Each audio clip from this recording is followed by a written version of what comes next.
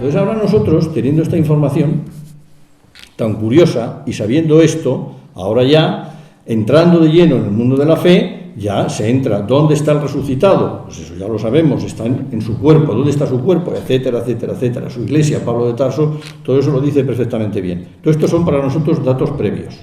O sea que cuando nosotros ahora miramos a la síndone y miramos al sudario de Oviedo, partimos de estas bases ya, que es una información que nos ha venido por otro lado. Como en los lienzos partimos de su tradición, no partimos de cero, partimos de los datos que nosotros tenemos. Bien, y ahora sí que vamos a meter los lienzos en el ajo. Y ahora vamos a decir, antes de meter los lienzos en el ajo, entonces, para creer en Jesús de Nazaret vivo, ¿es necesario saber arqueología? En absoluto. ¿Es necesario conocer la síndone y el sudario de Oviedo? En absoluto. ¿Es necesario ser una persona muy leída y escribida? En absoluto. No. Lo que hace falta es incorporarse a su yo. Y eso lo hace quien en su vida se rige por categorías de amor. Y quien no, no. Sepa mucho, sepa poco. Por lo tanto, desde el punto de vista teológico, desde el punto de vista religioso, podríamos decir, podemos prescindir de todo esto, sin perder de vista que estamos hablando de un ser humano. De un ser humano como nosotros. Porque si perdemos eso de vista, entonces, como dice Ratzinger, ya aparecemos en otro tipo de ideas. Y ahora...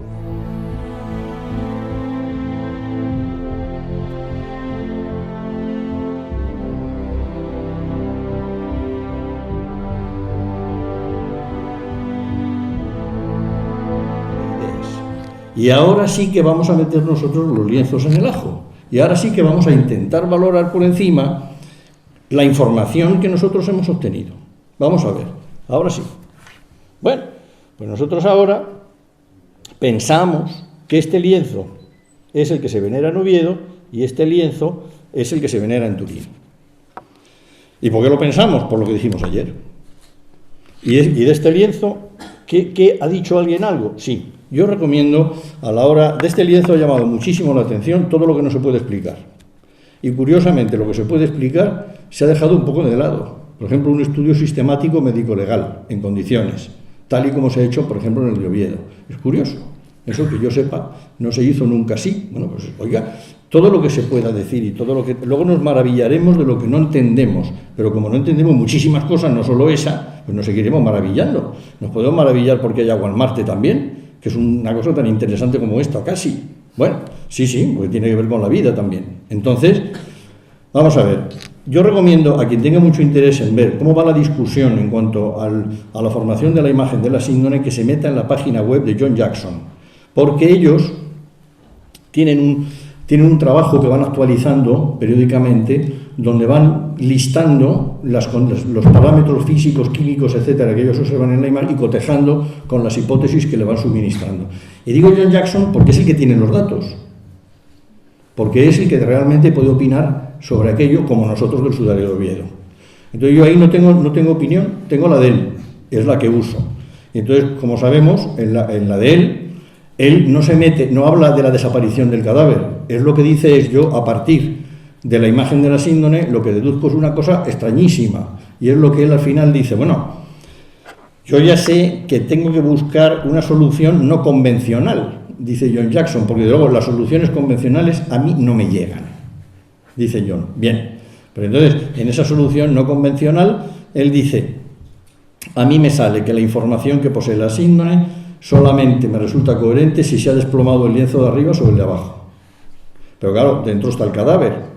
El cadáver, mientras tanto, nosotros sabemos, según nos dice el doctor Villalain, que la información del cadáver al lienzo se transmitió casi inmediatamente, por no decir inmediatamente después de ser envuelto en el lienzo, por un lado. Y por otro lado, John dice, hombre, al caer, tiene pintados unos esquemas muy representativos, al caer el lienzo de arriba sobre el de abajo, el lienzo, que está así, pues al caer va haciendo así, y se va aplanando, dice John, y eso lo razona perfectamente por qué ocurre. Pero claro, vuelvo a lo mismo, ¿y el cadáver qué? O sea, eso fue lo que hizo la síndone, pero ¿qué hizo el cadáver? ¿Dónde fue el cadáver a parar? Claro, si yo esto lo veo desde fuera, simplemente esto, desde aquí, pues yo lo que entiendo es, alguien se ha llevado el cadáver. Es una cosa logiquísima. Si a continuación me llevo los lienzos de aquí, vamos, yo es que mato por decir que alguien se ha llevado el cadáver. Lógica, es que no puedo decir otra cosa. Pero si nosotros metemos la información de este lienzo, lo que podemos decir es, pues no. Mire usted, la ciencia, como decía ayer, hay veces que afirma una cosa y niega otra. Y en este caso, la hipótesis del robo del cadáver, pues no hay que descartarla. Y entonces, si alguien no se ha llevado el cadáver, ¿cómo es posible que haya pasado esto? Claro, bienvenido al club, ¿verdad? Como se dice vulgarmente. Ahí está la cuestión. Bien. Entonces, este es el asunto, este es el planteamiento. Es decir, ¿qué es lo que a nosotros nos permite decir la síndrome de Turín, una vez que nosotros podemos decir, visto lo que hablábamos ayer, que tenemos bastante claro que a falta, como hemos dicho, de su comprobación, que efectivamente es el lienzo sepulcral de Jesús de Nazaret. No, la síndrome de Turín nos permite a nosotros decir que el cadáver no pudo ser robado. Y no podemos decir más, porque ahora, como antes nos hemos movido en el plano de la teología, ahora estamos en el de la física. Entonces lo que no podemos hacer es mezclar uno con otro. No, ya hemos visto que desde el punto de vista teológico no hace ninguna falta saber una sola palabra de esto. Luego, entonces, cuando alguien dice que es que en el Centro Español de Sinología tenemos una obsesión por mostrar la autenticidad de estos lienzos, yo creo que es que no nos ha entendido nada bien o nosotros nos hemos explicado fatal. Porque hay una pregunta que tenemos que contestar: ¿por qué estamos nosotros en toda esta historia? Y a cuento de que le dedicamos a esto no solo nuestros medios materiales, no. Estamos dedicando una cosa mucho más importante, nuestro tiempo. ¿Por qué? ¿Por qué? Si verdaderamente no aportan nada, como he dicho, o puede entenderse que no aportan nada. Pues por una razón, por el momento en el que vivimos. Hace 2 años dimos una serie de conferencias en León, en el Instituto Bíblico y Oriental de León, sitio muy serio y con un director que en este momento es una persona de una talla en su materia, como conocedor de idiomas antiguos y como persona que ha estudiado las raíces del Antiguo Testamento y se conoce la Biblia como pocas personas, directamente en arameo y en lo que le echen, porque verdaderamente don Jesús García Recio es verdaderamente, yo de las personas que he conocido en mi vida, las que puedo calificar como absolutamente excepcionales. Cuando nos oyó hablar, al final me dijo lo siguiente. Y dije, bueno, ¿qué te ha parecido? Porque claro, tu opinión y tu valoración de lo que nosotros estamos haciendo para nosotros es muy importante, lógicamente. ¿Tú crees que merece la pena dedicarle tiempo y esfuerzo a esto o no? Porque realmente, ¿qué es lo que aporta? Veréis su respuesta. Me dijo, mira, en este momento hay corrientes de pensamiento, a las que se refiere también Joseph Ratzinger, en las cuales se intenta desconectar por completo a esa realidad misteriosa que llamamos Dios de la historia del hombre. Se intenta eso. ¿Por qué? Porque el Dios concepto es mucho más fácil de manejar, entre otras cosas. El Dios concepto casi no compromete. Consiste en que usted haya estudiado catecismo. ¿Quién es Dios? 2 puntos. Un ser omnipotente, pum, pum, pum, pum, pum, pum, pum. Lo mismo como cuando estudiamos catecismo. Decid niño, ¿cómo llamáis? Pedro, Juan, Alberto, etcétera. Ponía el catecismo. Pues aquí lo mismo. Entonces, el Dios concepto es eso. Frente al Dios vida. Entonces, el Dios vida es alguien que ha entrado en la historia de la humanidad. Y ha entrado en la historia de la humanidad de una forma muy especial. Entonces, de esa forma tan especial, puede haber dejado, como cualquier otro ser humano, rastro de su presencia en el espacio-tiempo. Claro, lo que vosotros estáis haciendo tiene que ver con eso. Tiene que ver con ese rastro. Puede tener que ver con ese rastro. Y por lo tanto, es interesante a la hora de confrontarlo con cualquier otra cosa. Como es interesante la arqueología bíblica, en este momento, en los últimos 10 años, como dice el profesor Aguirre Monasterio, ha habido aluvión de libros que tratan sobre la figura del Jesús histórico. Entre otras cosas, o sea, el personaje histórico Jesús de Nazaret. Entre otras cosas, gracias a la arqueología bíblica, que ha avanzado muchísimo. Bueno, pues nuestros estudios se enmarcan en eso, arqueología, y en el capítulo aproximación al Jesús histórico, como lo llamó mi profesor de teología bíblica en la Escuela Bíblica en Madrid, Antonio Salas, cuando en el 98 publicamos esto. Esta es la importancia. Entonces, ¿para quiénes? ¿Para qué tipo de gente? Pues para gente que tiene una mentalidad como la que tenemos hoy en este siglo. Entonces, a la gente que tenemos esta mentalidad, por un lado nos llama la atención y por otro nos repugna completamente. Nos repugna completamente. Como le puede repugnar completamente a una persona que se encuentra estupendamente bien, va al médico y le dice que tiene un tumor. Exactamente igual.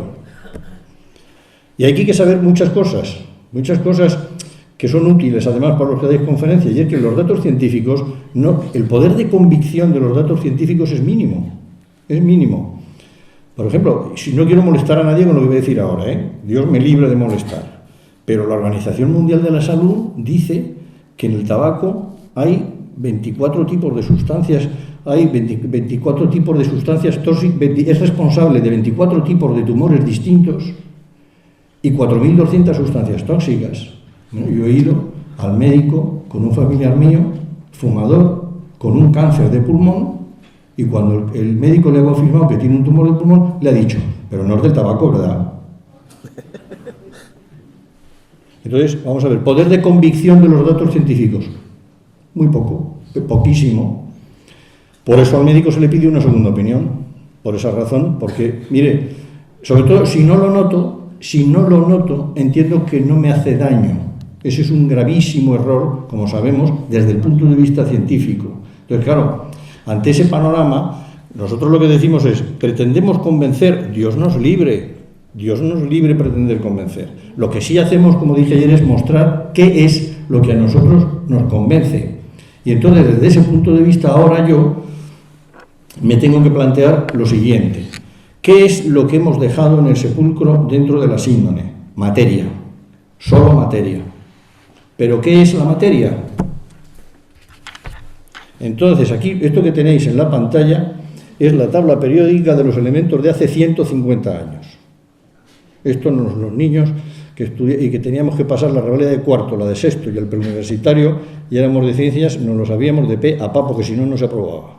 Litio, sodio, potasio, cloruro, cesio, radio, vinilo, magnesio, calcio, calcio, barro, radio, en ese plan. Porque es que si no, era imposible. Bueno, pues esto es lo de hace 150 años. Esta es la idea que se tenía de la materia, y en su día fue una revolución, entre otras cosas, porque consagró un determinado modelo lo que se llama un determinado modelo atómico, que fue revolucionario en su momento.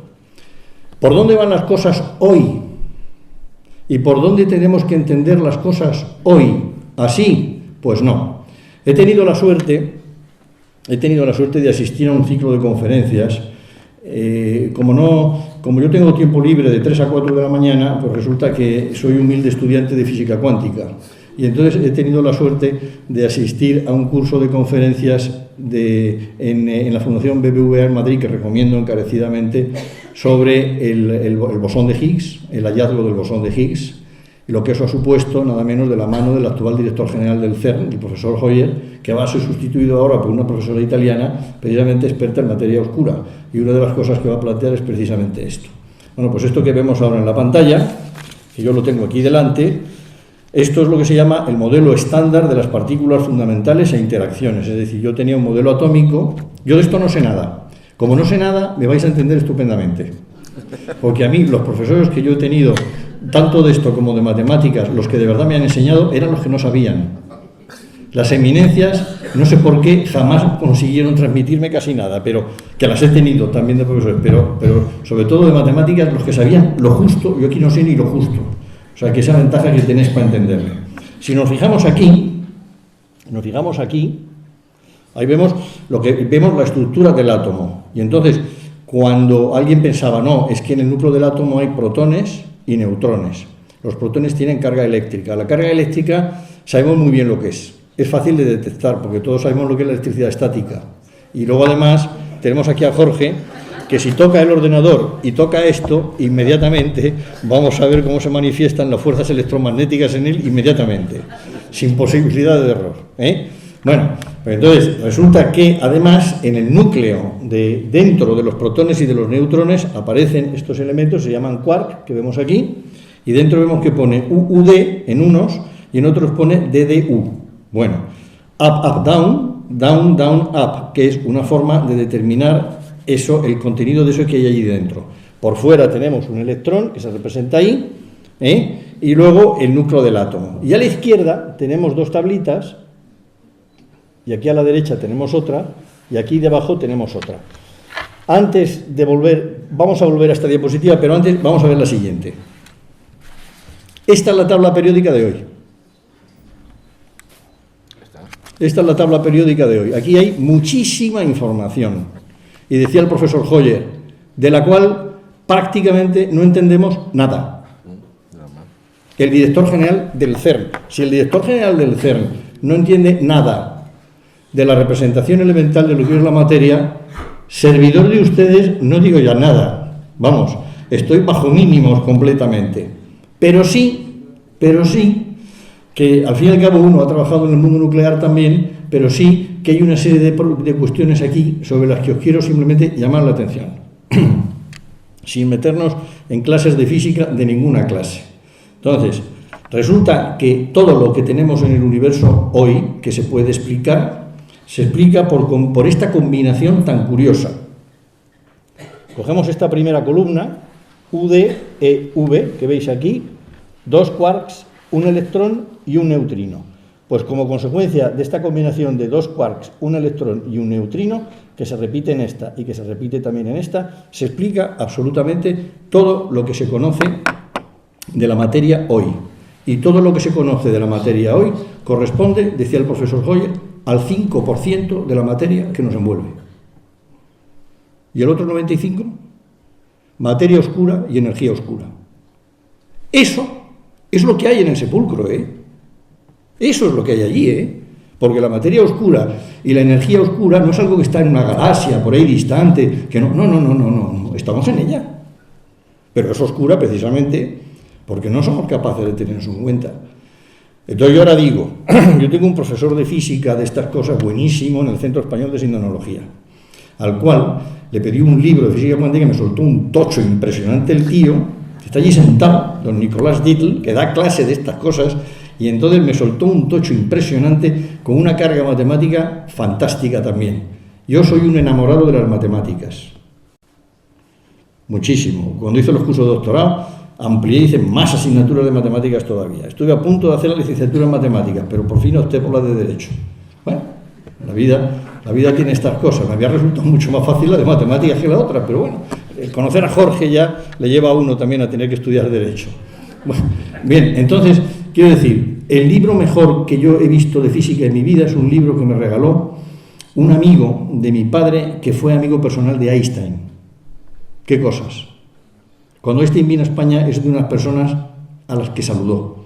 Y entonces yo tenía, cuando me regaló ese libro, yo tenía 10 o 12 años, naturalmente no podía valorar de ninguna manera lo que me estaba dando y quién me lo estaba dando. Y ahora, cuando he tenido más uso de razón, no paro de partirme la cabeza intentando recordar por todas partes qué cosas me dijo, me transmitió del mundo de la física.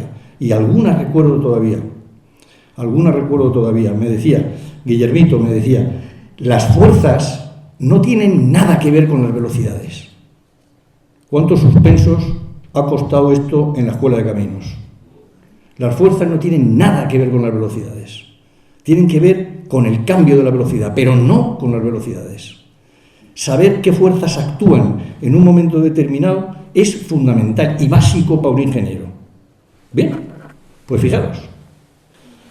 Lo podemos ver de muchas formas, lo podemos ver en vertical y lo podemos ver también en horizontal. Ya veis que pone ahí materia de todos los días, materia exótica. Y ahora ahí lo que pone es force particles, es decir, partículas que llevan la fuerza. Vamos a ver, vosotros imaginaros el ejemplo que se pone en los libros de esto es el siguiente, 2 patinadores. Hay un patinador que está en una superficie de hielo y enfrente tiene a otro. Inmóviles los dos. Entonces, a uno le lanzan un balón, entonces recibe el balón, ¿qué le pasa? Que se mueve. ¿Por qué? Porque el balón tiene mucho que ver, algo le ha transmitido el balón que lo desplaza. Ahora él le pasa el balón al otro y le pasa lo mismo. El balón es un force particle, el balón es el que lleva eso. Y entonces ahí hay una serie de partículas que son esa que se llama gluón y esa que se llama fotón, y estas dos que están aquí debajo. Y allí tenemos el famoso bosón de Higgs, curiosamente. Entonces, si nosotros ahora leemos desde fuera para adentro, ahí vemos que pone gravitón y lo pone así, porque es una partícula que todavía no se ha encontrado, está predicha, que es lo que hace el método científico. Yo voy a predecir esto. Entonces, predice eso, pero todavía no se ha encontrado, que es la que explicaría precisamente la atracción gravitatoria. ¿Actuó la atracción gravitatoria en la síndone? Me dice John Jackson, sí. Sí, porque el lienzo de arriba se desplomó sobre el de abajo. Luego sí. Y el cadáver permaneció rigurosamente inmóvil. Luego sí. Sí, la atracción gravitatoria, yo en principio no tengo ninguna razón para decir que no, y sí que tengo razones para decir que sí. Bueno, ahora nosotros tenemos aquí, dentro del cuadradito que pone el bosón de Higgs, ahí vemos que pone electromagnetic charge, cargas electromagnéticas, fuerzas electromagnéticas. Las fuerzas electromagnéticas son las responsables del calambrazo que le acaba de pegar a Jorge, entre otras cosas, y de que yo apoye mi mano en esta mesa y no pueda pasar la mano a través de la mesa. No puedo, porque las fuerzas de repulsión colaboran eficazmente a eso. Luego ya entran otro tipo de efectos a otro nivel más alto, que es lo que estudiamos los ingenieros. Pero del nivel atómico para abajo es la repulsión electromagnética lo que hace esto. Las fuerzas electromagnéticas son repulsivas y también atractivas. Si uno coge un imán, ve que tiene dos polos. Si yo acerco una parte a la otra, se atraen, pero si junto los que se repelen, se empujan. Yo me estudié un libro precisamente de electromagnetismo de 500 páginas en la que el catedrático no pronunció la palabra imán. Era una cosa fantástica aquello, ¿verdad? Pero simplemente con haber dicho, miren, un dipolo es un imán, con eso ya los niños habríamos ganado mucho, pero no lo dijo. Una de las gracias de la asignatura consistía en no decir esas cosas para hacerlo más interesante precisamente. Pero ya veis precisamente cómo se comporta ese imán. Entonces, ¿por qué esta botella se tiene encima de la mesa? Pues porque las fuerzas electromagnéticas repelen esta botella. Y si cae el lienzo de arriba sobre el de abajo, ¿qué le pasa a esta fuerza? Vamos a colocar un interrogante. Bien, seguimos. Y ahora nos metemos en el núcleo del átomo. Y ahora vamos aquí. Entonces, ¿qué es un cadáver? Pues un cadáver es, os lo voy a decir yo, ahora mismo porque me lo ha dicho Alfonso. Un cadáver es 65% agua, aproximadamente, de un total de volumen de agua de 42 litros. Sobre todo, a nivel atómico molecular, hidrógeno, oxígeno, carbono, nitrógeno, calcio, fósforo, cloro, potasio, sodio, hierro. 2 metros cuadrados de piel de densidad media, 933 kilos por metro cúbico. Al desguace, esto es lo que es un cadáver, esto es lo que tenemos dentro de la síndone. Y estos elementos, ¿cómo se han comportado de esta forma para pasar esto? Sigue la interrogación. A continuación, nos metemos aquí, en el núcleo atómico. Y esta fuerza que pone aquí, weak nuclear force, que veis, fuerza nuclear débil, esa es la responsable de un efecto que nosotros conocemos bien, que es la radiactividad. De vez en cuando un núcleo de estos suelta una particulita y ese efecto lo conocemos bien. Se da en nuestras centrales nucleares, se dan las radiaciones de neutrones, por eso las conocemos. Entonces, ahora ocurre otra cosa. Ponme el anterior.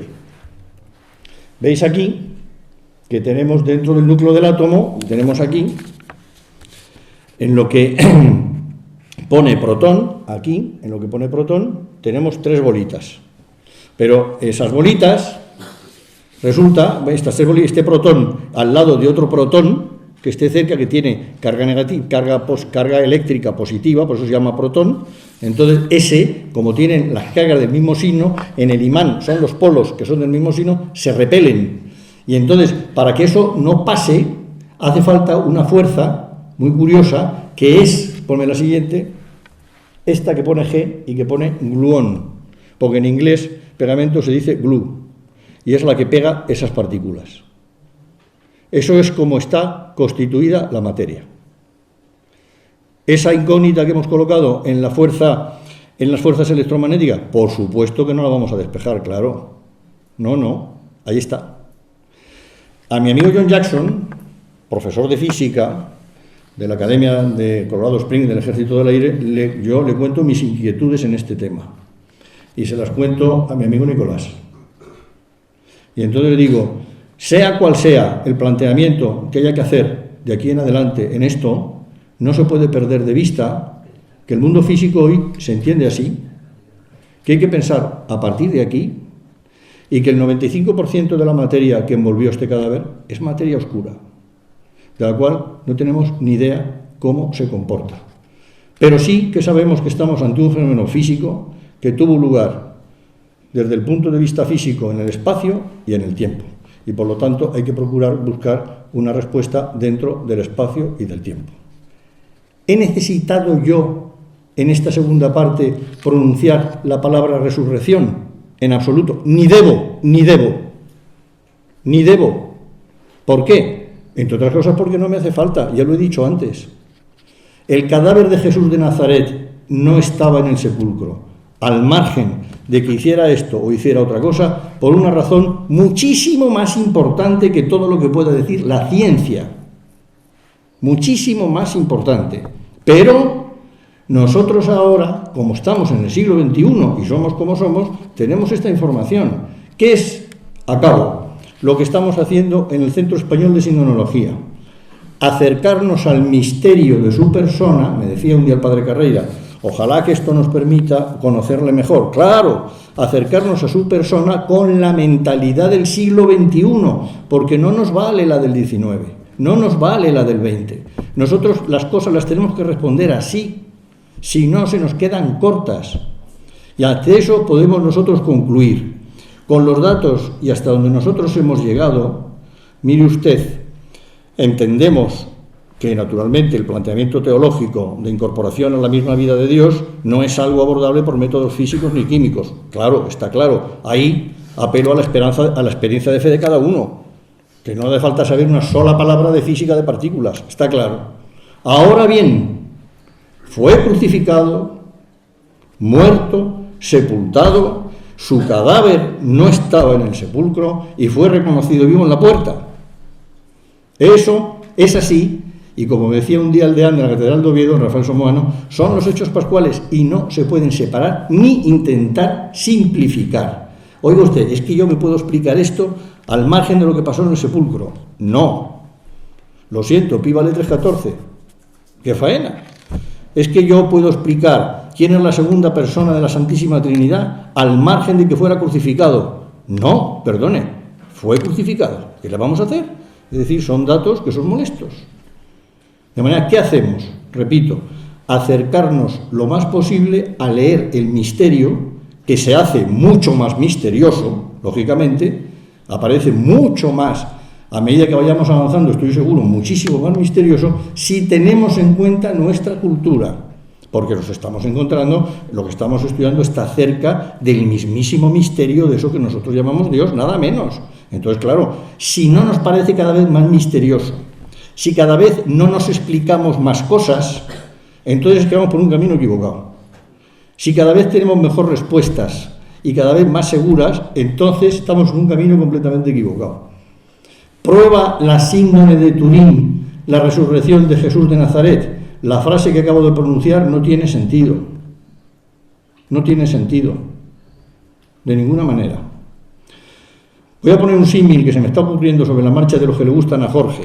Vamos a suponer que una persona, pues, quiere a otra, tiene una relación de amistad con una persona y entonces pasa una fase en su vida de mala salud y entonces de repente mejora y entonces le manda una carta a la persona que quiera a su amigo o a su amiga.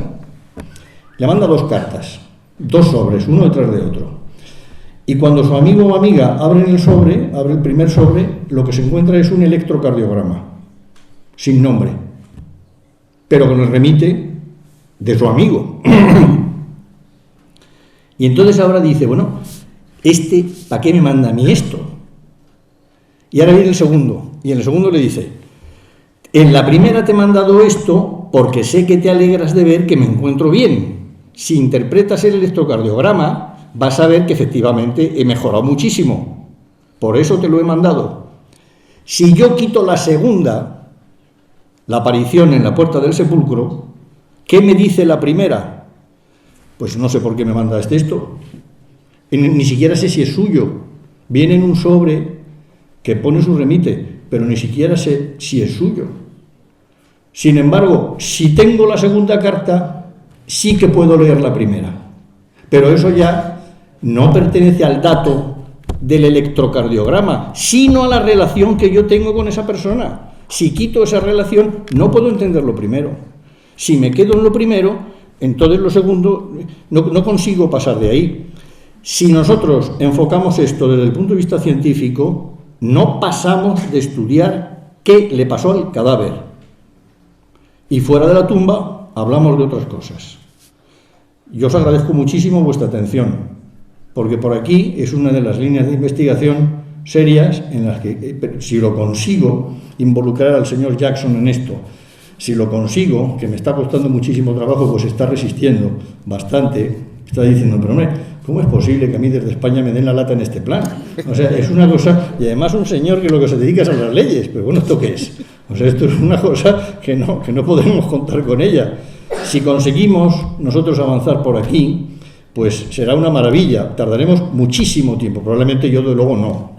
Probablemente no. Aquí esto necesita físicos, químicos, matemáticos de 40 años y con buen expediente académico, además, que sean capaces de empezar a hacer planteamientos de estos. Pero como veis, a la luz de la nueva física, a la luz de por dónde va la física, tema absolutamente apasionante, lo que nosotros vemos en el lienzo de Turín es todavía muchísimo más misterioso. Muchísimas gracias por vuestra atención.